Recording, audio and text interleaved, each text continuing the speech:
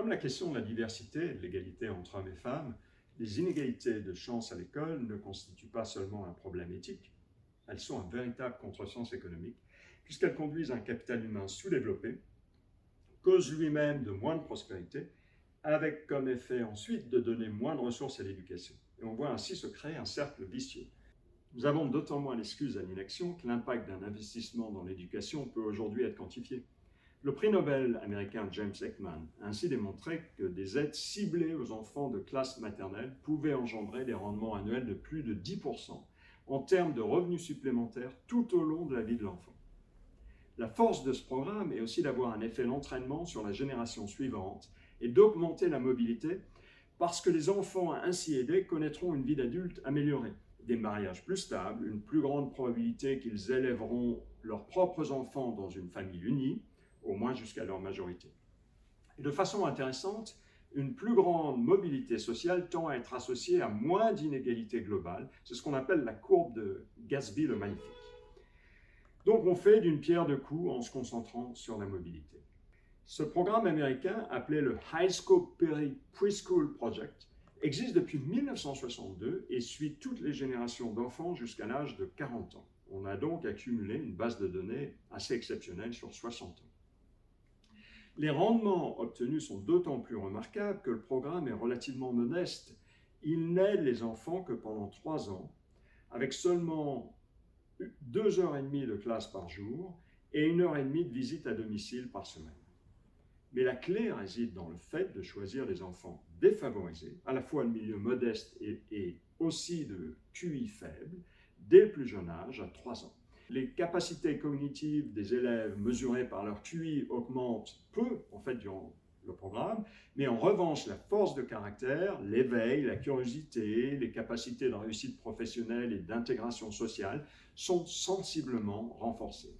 Le développement de ce qu'on appelle les soft skills est donc essentiel.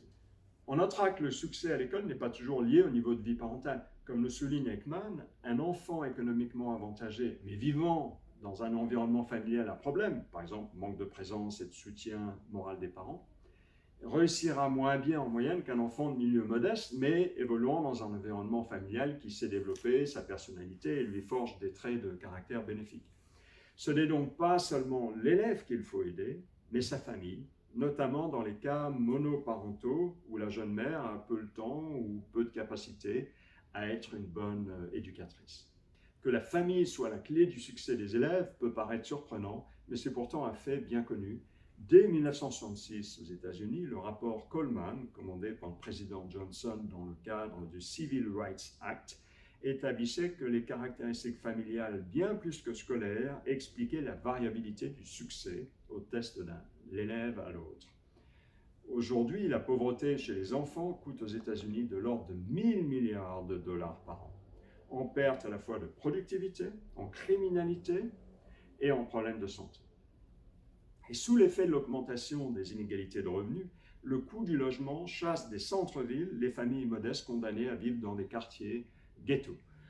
Or, la concentration de la pauvreté est particulièrement néfaste au développement de l'enfant, conduisant alors à une véritable spirale de l'échec. D'un point de vue politique, la solution semble évidente. Mieux vaut investir de manière ciblée dès la petite enfance pour éviter l'échec scolaire futur et le coût social qui en découle tout au long de la vie. La véritable égalité des chances ne provient pas d'une dépense scolaire identique, mais d'un travail de remise à niveau le plus individualisé possible, qui passe aussi par un investissement dans la formation continue des enseignants. Il n'y a pas de fatalité, la Finlande, la Suède, la Norvège offrent des exemples probants de soutien scolaire systématique et personnalisé dès le primaire. Les Pays-Bas, par exemple, sont parvenus à faire baisser le pourcentage d'élèves en difficulté sous la barre des 5%. La Corée du Sud est parvenue à construire un excellent système éducatif, notamment grâce à des politiques publiques vis-à-vis de la petite enfance. La crèche est gratuite et à temps plein jusqu'à l'âge de 2 ans et d'au moins une demi-journée quotidienne de 3 à 5 ans. Entre travaux théoriques et exemples à grande échelle dans d'autres pays, nous avons toutes les cartes en main pour changer les choses.